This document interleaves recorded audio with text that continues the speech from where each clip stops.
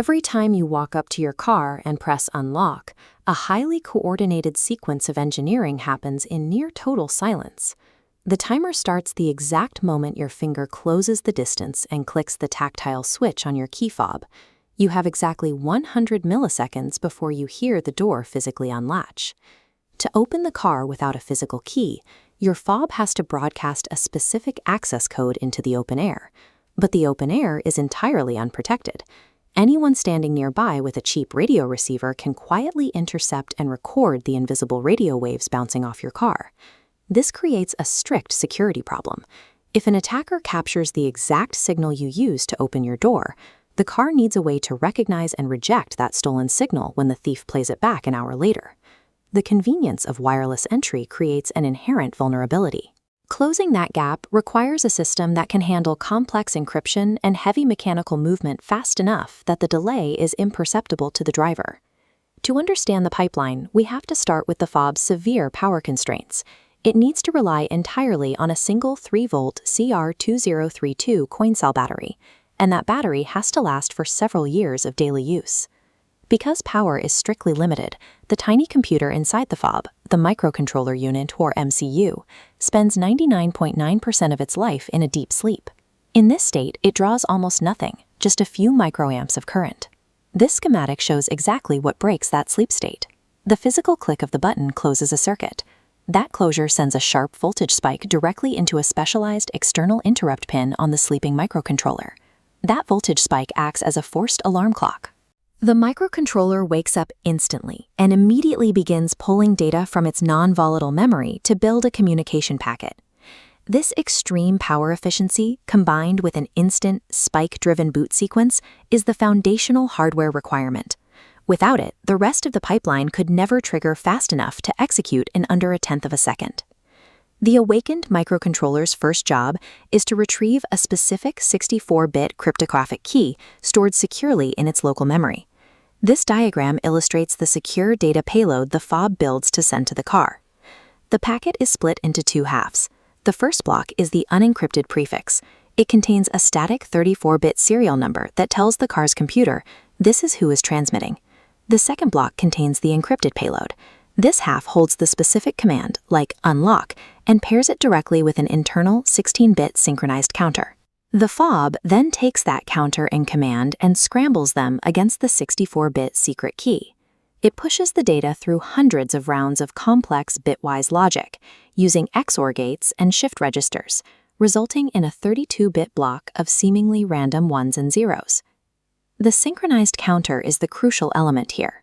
Because the counter clicks up by exactly one value on every single button press, the mathematical inputs change every time. That means the resulting encrypted block looks completely different on every press, even if you are just hitting the exact same unlock button repeatedly. Every broadcast is a unique, single-use digital fingerprint, mathematically tied to that specific moment and that specific key. Once the fob builds that digital fingerprint, it has to physically cross the air gap to reach the vehicle. To do this, the fob's transmitter generates a continuous, high-frequency radio sine wave, standardized in many global markets at exactly 433.92 MHz. This acts as the carrier wave. This diagram shows how the fob embeds the digital data onto that radio wave using a technique called amplitude shift keying. To transmit a binary 1, it pulses the carrier wave at full strength, spiking high. To transmit a binary 0, it simply drops the amplitude to near 0. This newly modulated electrical signal is then pushed through a tiny copper loop printed directly onto the fob's circuit board. The precise geometry of that copper trace perfectly matches a fraction of the radio wave's physical length, radiating the energy outward into the air. The cryptographic math has now successfully transformed into traveling physical energy, moving toward the car at the speed of light. This visual represents the massive amount of interference waiting for the signal. The air surrounding the car is saturated with dense background noise from Wi-Fi routers, cellular towers, and local radio stations. Inside the car, a super heterodyne receiver is waiting.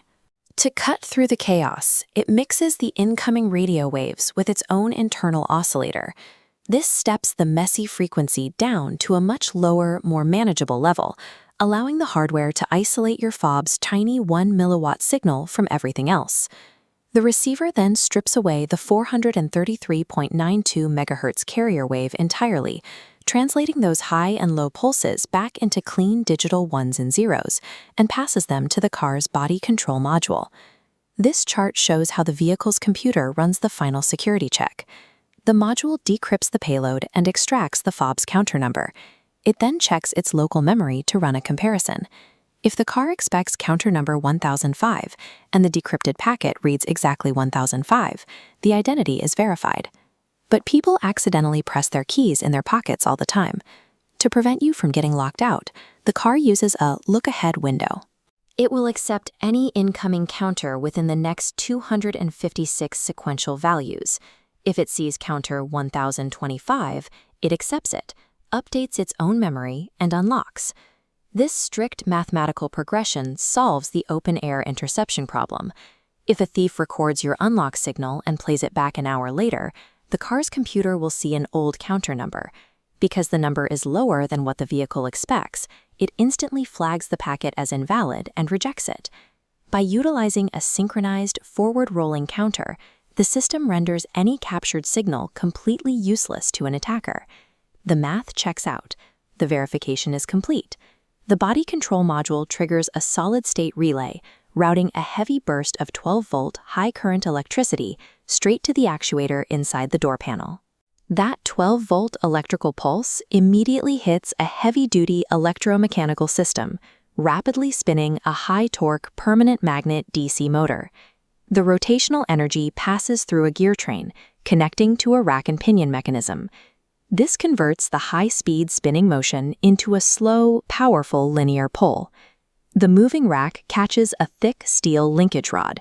Overcoming heavy mechanical spring tension, it slides the internal door latch open, completely clearing the heavy deadbolt from the frame. The timer hits exactly 100 milliseconds. You hear the heavy mechanical clunk, and the door is open.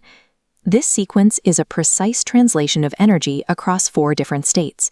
Kinetic pressure becomes digital code, which travels as a physical wave, triggers an electrical burst, and ends as mechanical force.